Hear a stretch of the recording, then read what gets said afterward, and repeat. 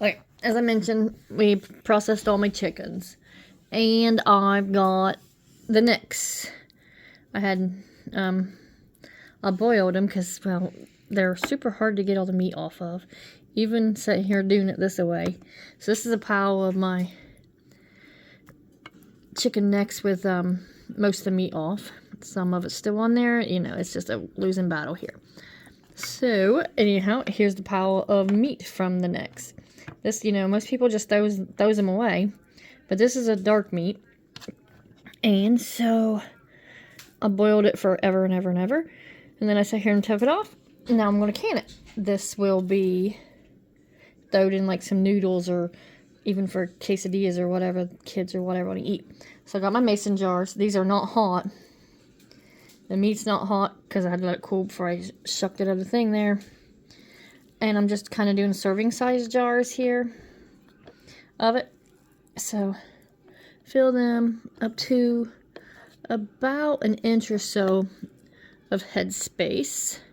Let's talk about some head space here in a second. So here's a jar. Up here is like, you know, an eighth, go down around, keep on going. When you're halfway through, that's about a ½ inch. When you get plumb down here to the bottom, right around down here, that's about an inch of head space. That means the meat, the liquid, everything like that, if you're using liquid, will fill up to that point of head space there. So I'm just putting water in it, and then I'm seasoning it because I season everything. And I do like it better with water in it when it's chicken, because otherwise it's just kind of dry, gritty.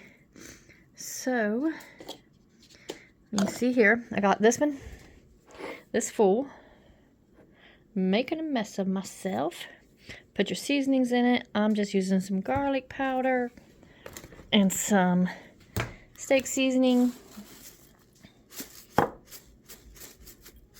however much you want. Some people have it measured out. Now, normally with meat, I make a broth with water and like a fat of some sort, but I'm not with the chicken because I don't have chicken, you know, fat rendered down or anything. Put this in here up to about the inch. Use something to get the air bubbles out. There we go. And then we'll cap it. But first I'm going to finish filling these here jars up.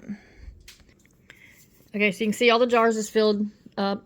So you're going to wipe the tops, the whole rim. If you don't wipe it and there's any kind of debris, smudge, anything like that on top of it, it can keep it from sealing.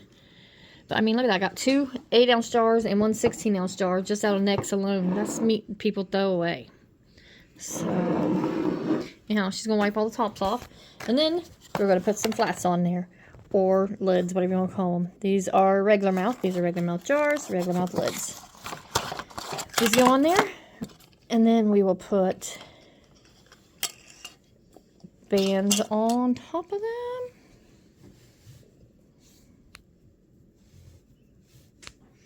Okay, so this just literally, you got your rubber seal. That's what makes, well, a seal.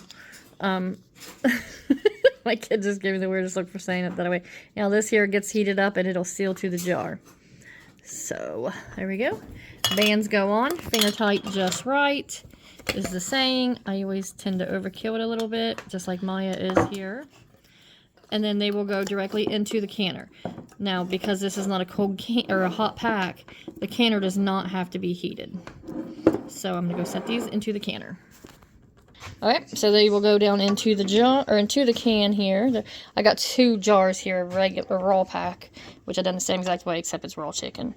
It was chunks and stuff off the carcass and the breasts as I was cleaning them. Anyhow, this will hold 7 quarts, so I clearly got plenty of space in here, which is fine.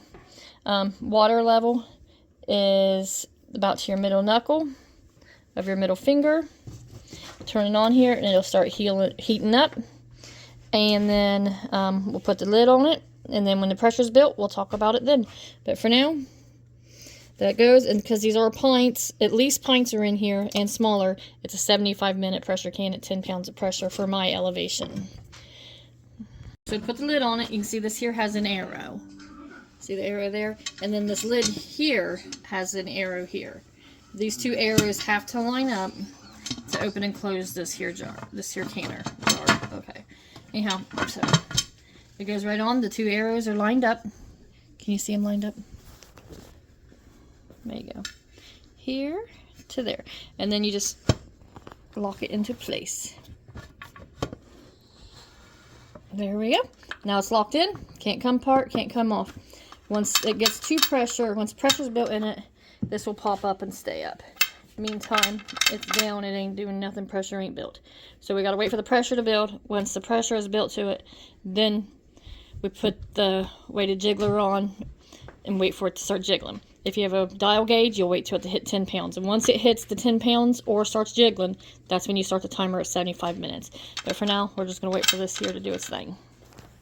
Okay, you can see it's steaming and spitting out some water and all that there good stuff. Now you're supposed to let these things vent for 10 minutes, but steam out, or whatever it is. That way it gets all the pressure in there. I never go the full 10 minutes because, to me, it's already kind of doing that. I let it go a couple minutes before I put the weight on. But, yeah, so it'll stand up here in just a minute. Oops.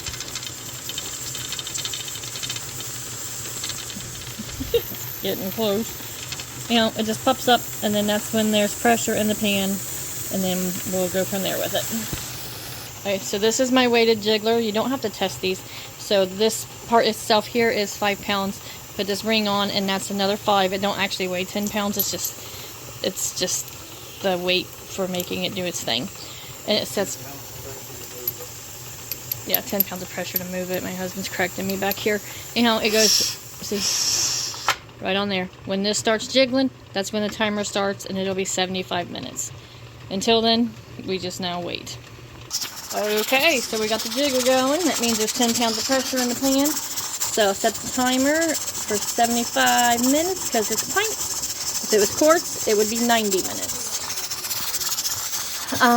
That's about all it needs to do. It don't need to go crazy jiggling or any of that there. It just needs that much.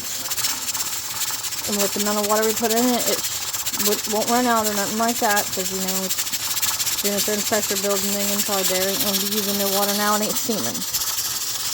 So in 75 minutes, we'll turn it off the heat and take it from there. Alright, 75 minutes are up, so now it's time to turn it off.